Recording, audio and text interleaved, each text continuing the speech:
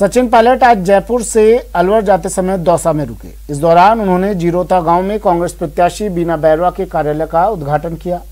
उन्होंने जनता से कांग्रेस के पक्ष में वोट डालने की अपील की और जीत का दावा किया। मीडिया से बात करते हुए पायलट ने केंद्र सरकार पर बड़ा हमला बोला। उन्होंने कहा कि केंद्र में 7 साल से बीजेपी की पूर्ण बहुमत की सरकार है और देश में महंगाई चरम पर है। देश में चारों ओर अराजकता का माहौल है और बीजेपी जन आशीर्वाद यात्रा निकाल रही है।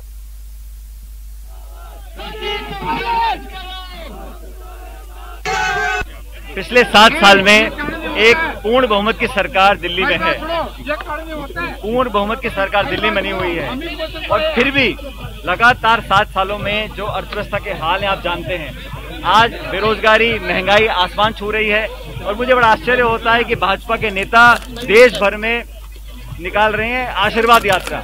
किस बात का आशीर्वाद मांग रहे हैं? वो 105 रुपए पेट्रोल डीजल हो गया, 900 रुपए गैस का सिलेंडर हो गया, कोरोना से लाखों की मौत हो गई, वैक्सीन लोगों को मिल नहीं पा रही थी, पहले ऑक्सीजन की किल्लत आ गई थी, नौकरियां अब खत्म हो रही हैं, उद्योग बंद हो रहे हैं, अर्थव्यवस्था ठप हो गई है और फिर आशीर्वाद मांग रहे हैं। लोगों को भ्रमित कर और ध्रुवीकरण कर राजनीति बीजेपी कर रही है। मैं समझता हूँ देश के सामने अब वो बेनकाब हो चुके हैं।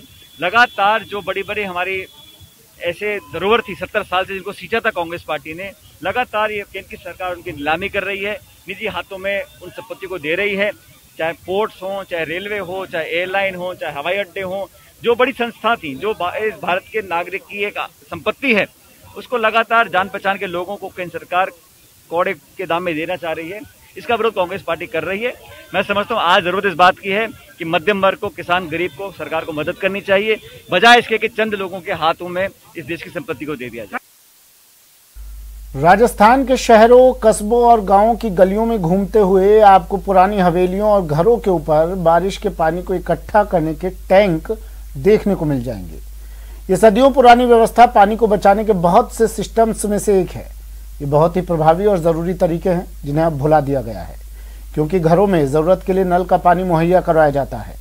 सच तो यह है कि अगर ये टैंक इस्तेमाल में बने रहते तो ये आत्मनिर्भरता का एक सटीक मॉडल बन सकते हैं। राजस्थान के ऊर्जा मंत्रालय की मिशन पानी पर हमारी आपसे खास अपील है। देखें मिशन पानी की एक खास रिपोर्ट।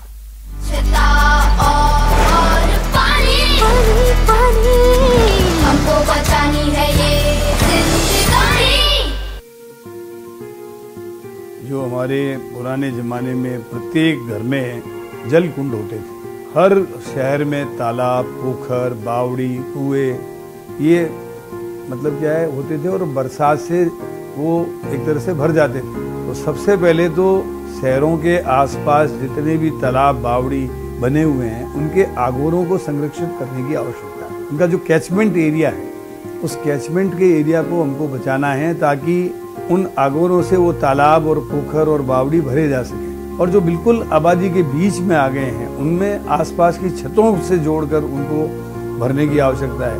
1-2 बरसात में ही, हालांकि बरसात, औसत बरसात हमारे इधर कम है डेजर्ट में, लेकिन इसके बावजूद भी पहली दूसरी बरसात में हमारा जल कुंड भर जाता है और वो पूरे साल भर 15 व्यक्तियों के परिवार के लिए नहाने में, खाने में, पूजा में, सब में काम आता है। तो ऐसे जल कुंड राजस्थान में drought prone area programme, DDP programme के अंतर्गत बनाए गए थे।